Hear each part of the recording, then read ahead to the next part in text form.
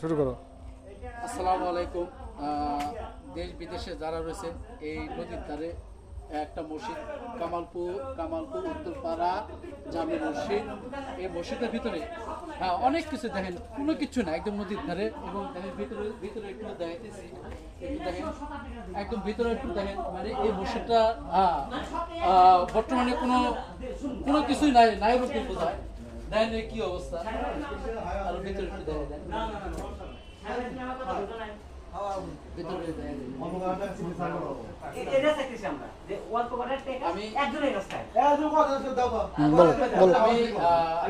MP সাহেবের কাছে বিনীত অনুরোধ করবো, আপনার কাছে আমি যে ভিডিওটা এবং যে লিস্টটা পাঠাই দিচ্ছি, কমিটির লিস্টটা, এটা সুন্দরভাবে আপনি দেখবেন। দেখা যে কামালপুরে যে অনুদানটা, যে মসজিদের অনুদানটা আছে, এটা আপনি 100% এটা সুন্দরভাবে দেখা যাবেন। এই মসজিদে কোনো নাই, কোনো দেখেন সবকিছু ভাঙা আছে।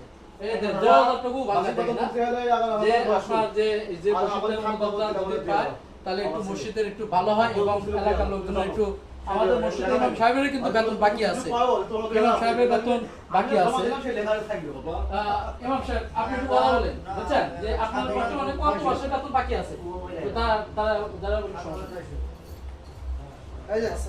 আরেকটু জায়গায় আসেন, আরেকটু আগে আসেন। বর্তমানে আমার 2 মাসের বেতন বাকি আছে এবং মসজিদ সাহেবের 2 মাসের বেতন বাকি, এবং অনেক সময় দেখা যায় 1 বছরের বেতন বাকি থাকে, 6 মাসের বেতন বাকি থাকে। নিম্ন আয়ের মানুষ এখানে বসবাস করে বিদায় তারা সঠিক সময়ে সঠিক কাজ করতে পারে না এবং বেতন আদি সঠিক সময় পরিশোধ করতে পারে না। এই ভাইদের সহযোগিতায়, বিভিন্ন জনের সহযোগিতায় তারা আবার আমাদের বেতন পরিশোধ করে।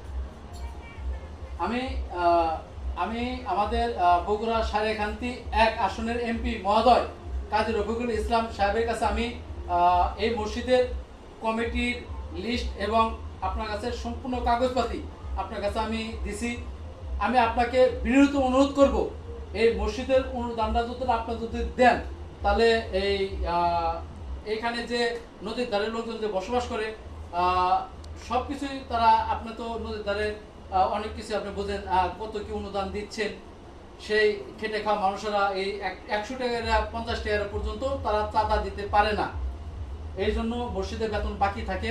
আমি এমপি মহোদয়ের কাছে বিনীত অনুরোধ করব, আমি আবারও বলতেছি, আপনি সর্বোচ্চ বিবেচনা করে এই কামালপুর উত্তরপাড়া জামে মসজিদের অনুদানটা যেন সঠিক টাইম মতো যেন এসে পায়। আপনার কাছে সালাম এবং কৃতজ্ঞতা জানাই। এই পর্যন্ত শেষ করলাম। আল্লাহ হাফেজ।